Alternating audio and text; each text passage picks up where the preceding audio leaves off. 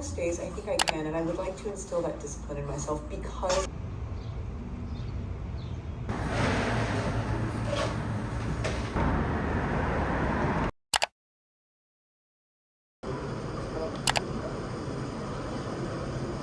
Good afternoon. Happy Wednesday, Tops. Welcome back. Oof. Life updates. So, Monday I had yoga, which was fantastic, and I loved it. Tuesday, so yesterday, I also did another yoga class, so I did back to back. Today, my hips, my core, and my shoulders are on fire. But this is something that I wanted to do and start getting back into the rhythm of movement and getting in line with my yoga practice. So I'm very thankful for that. In terms of job updates, there isn't any. um, I did just send out an email to the art director at Penguin House Canada, and I wanted to see if they would be willing to meet for a coffee and maybe kind of give me some advice on how to navigate the waters of the publishing sector and kind of best way to kind of get my foot in the door. I really do want to try to kind of find a path into that because I do not want to go back to an agency. But again, with how the market is right now, there's a lot of uncertainty with anything. So it is what it is. And then what else? Yeah, that's pretty much it. Yesterday was kind of nice. Before yoga, I did some grocery shopping, and then I met up with my friend Christian. We had a lovely chat. Got to have some nice coffee at Luna Bakery, and it was just nice to play catch up. And they always give such, they always have like such open space for me, and it was just really nice. They kind of explained to Christian how I've been feeling really anxious about all of this and how um, getting to the year mark of unemployment is intimidating and scary, and it makes me feel like I'm a failure and a loser, which are all internal things. It's just more so the big factor of what that society says that you should be working at 32 and whatnot. And yeah, big questions, big thoughts, big feelings. But they were they reminded me that there are a lot of people that would love the opportunity to be able to have the time off that I do now, and that really just kind of reminded me of me focusing on myself and building that connection towards myself again. So it was a nice reconnect. And then today, I just got back from the store. I made dark cherry syrup for uh, the Hacks Marathon that I'm having on Friday with a couple of friends. So I'm very excited for that. And yeah, that's about it. I will be honest with you, Tops. I have not read either of the books the last few days. So I still have 100 pages left of Herculine by Grace Byron. I will be sitting down right now and finishing up those 100 pages. And yeah, I'm excited.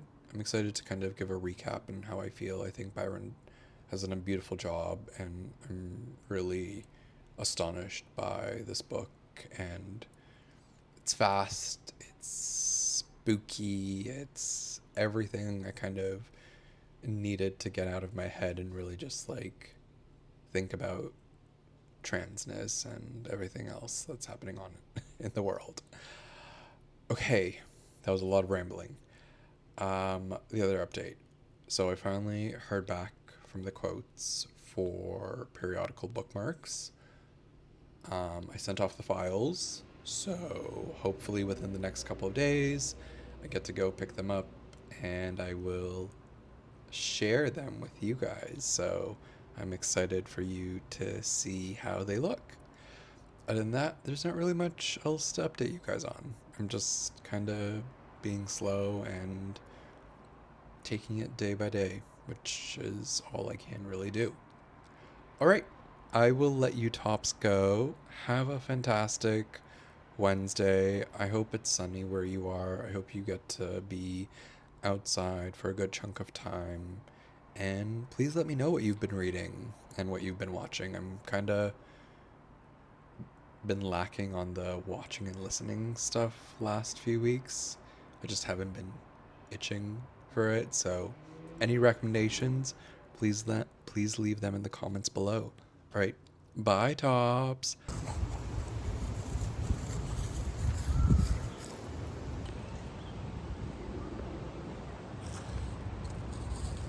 What's pineapple good for? Good pussy.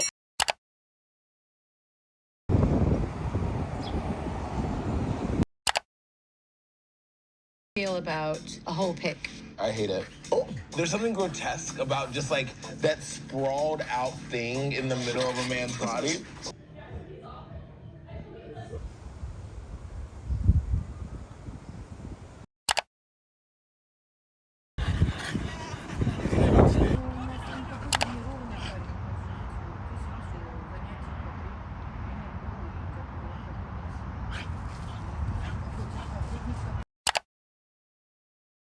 To just sort of, I feel like I haven't been home. I have. I just haven't. Good morning.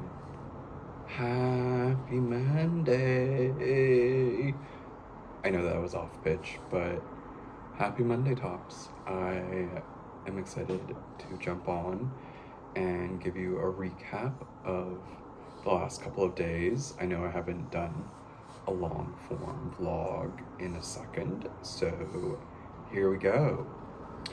On Thursday, I had lunch with my friend Brandon. I also got to stop by Flying Books on College and pick up Stoner by John Williams. And it was published by NYRB Press. I'm happy I finally have a copy. It has made the circuit many times on BookTube and Instagram and all the other platforms. So I'm eager to start it this summer and looking forward to giving you my reaction to it.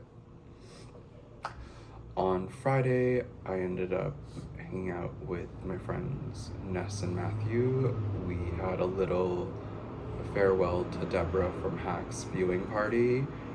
It was really sweet. We made Laced Fairies, which is a non-alcoholic cocktail that I concocted. It was quite delicious. It was fruity. It was perfect. It was kind of what we felt that was needed to say goodbye to Deborah and to the beautiful season of Hacks.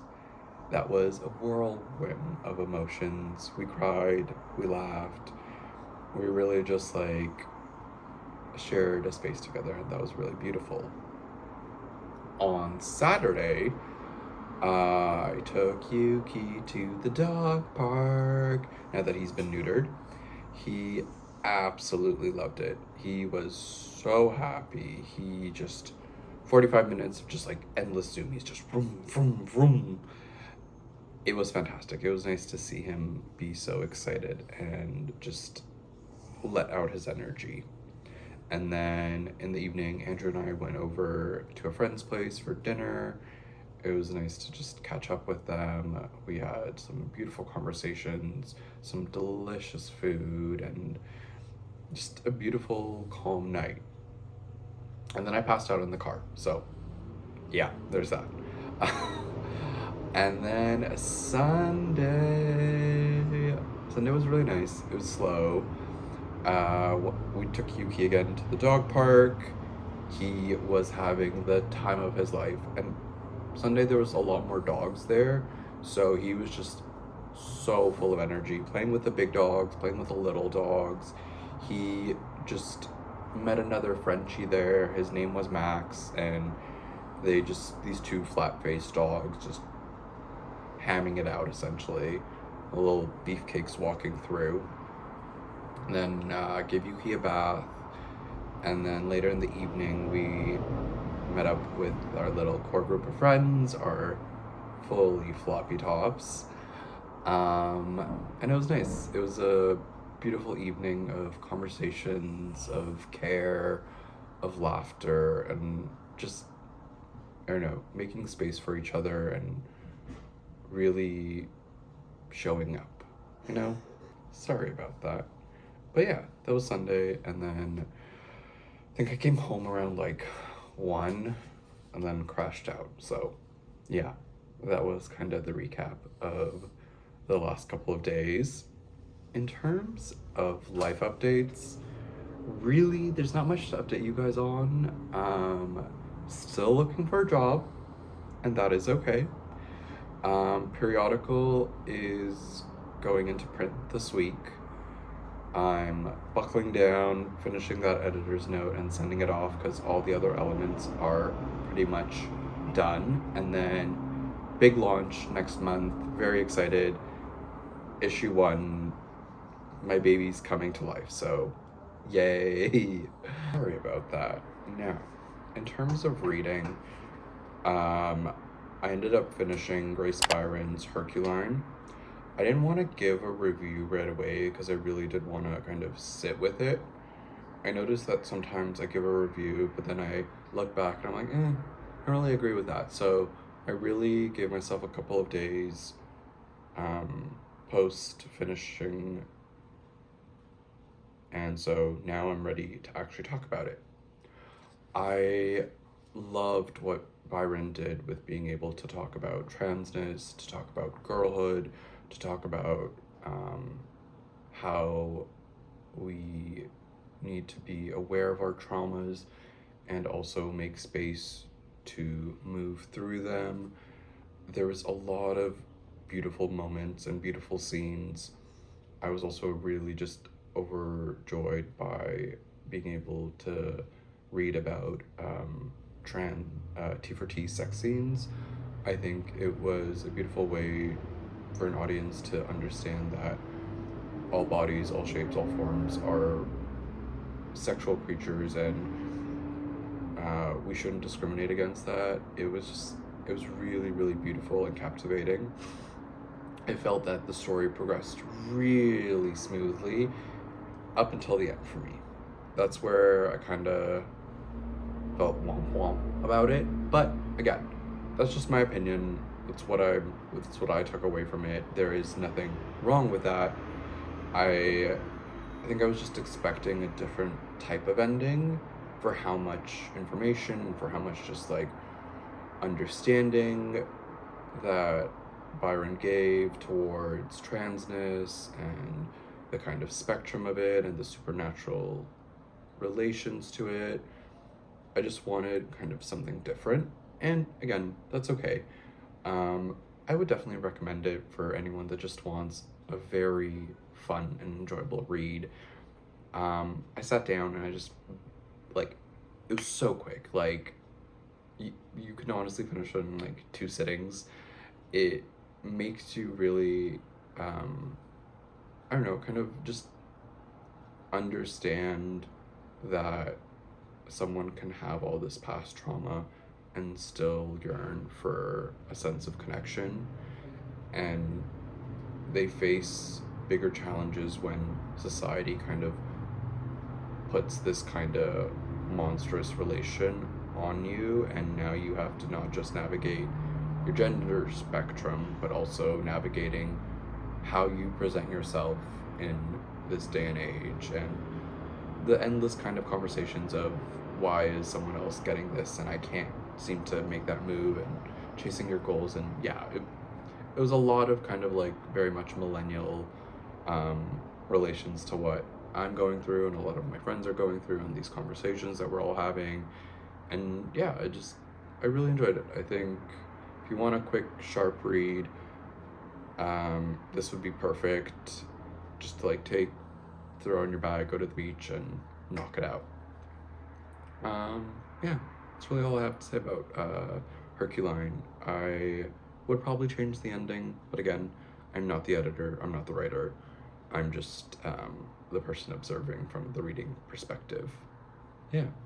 Now, in terms of Idiocy by Pierre Guyotat, I have not made any progress, and that is okay. I'm sorry, I'm singing. I'm just very much like in a whirlwind of energies, and yeah, I would like to try to make a dent in it this week.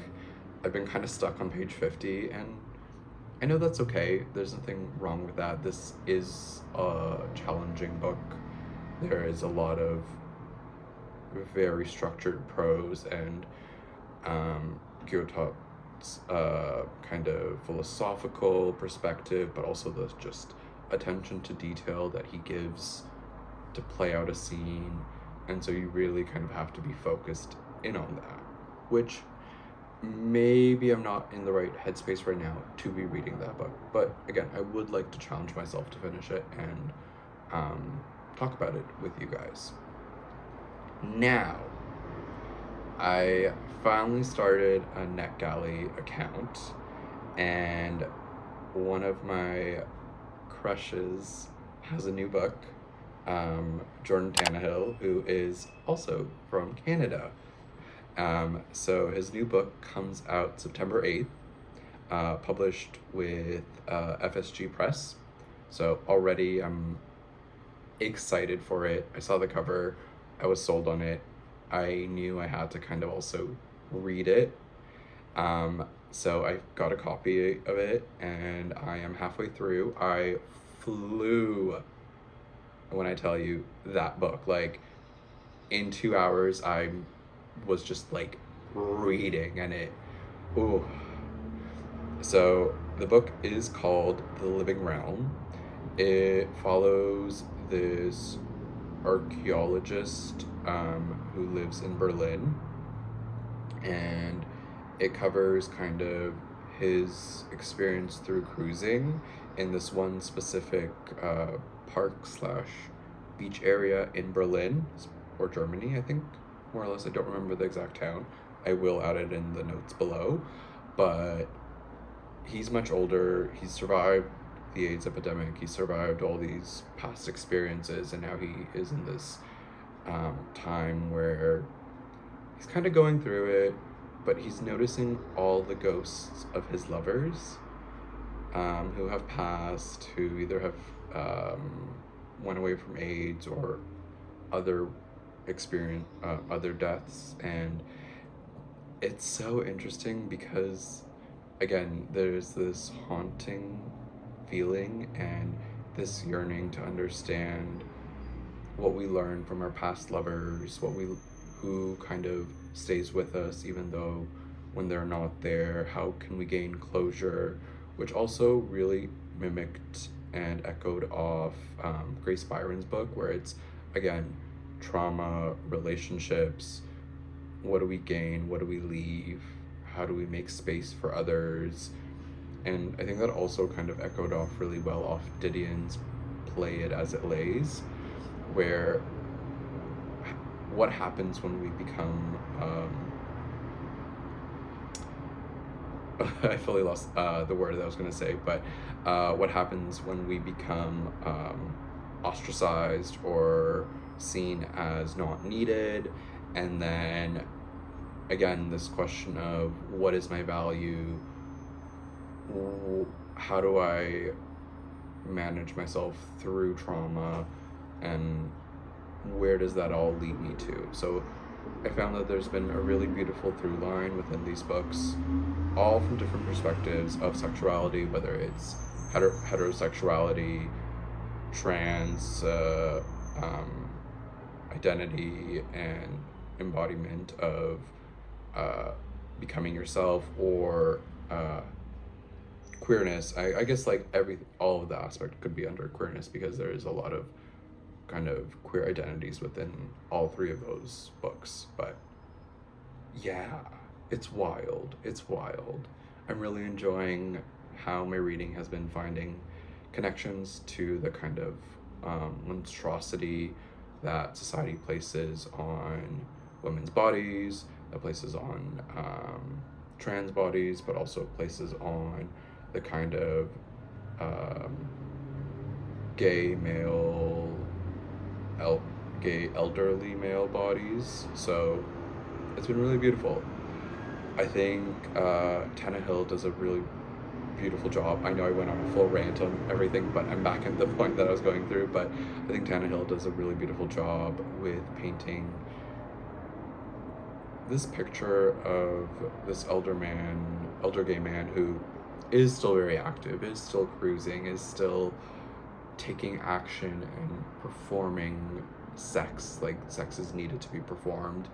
But I think a lot of it is him also questioning, what did I learn from all these experiences? Why am I seeing the ghosts of my lovers but not knowing what to do next? And so there is this like eerie feeling of like, I had a kind of foreshadowing of like, I wonder if he's dying or he's just trying to create space to really engage with those people that have made an impact on him, you know? But yeah, I'm probably gonna finish that off today, and then I will give you my review later in the week, because I want to make space after I finish it. And then, last book, I promise. My friend Ness, this is the first time someone has given me a book. They just felt that it was right for me to read it. It's Chloé Caldwell's book, novella Woman. It's about her sapphic relationship and the kind of coming of age story. So I'm most likely going to read that next. I'm excited. I love that, like, I get all the spectrums of queerness within this last few days, weeks, and I'm excited to see kind of how the ball keeps rolling with that and what I present to you. But yeah, that is all that I have for you today, Tops. I hope you have a fantastic Monday. I hope you have a fantastic week. Happy Pride. It is June.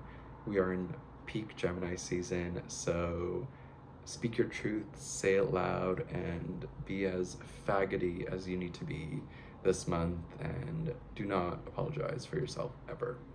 All right, I love you all. Have a fantastic week, and I will see you tomorrow.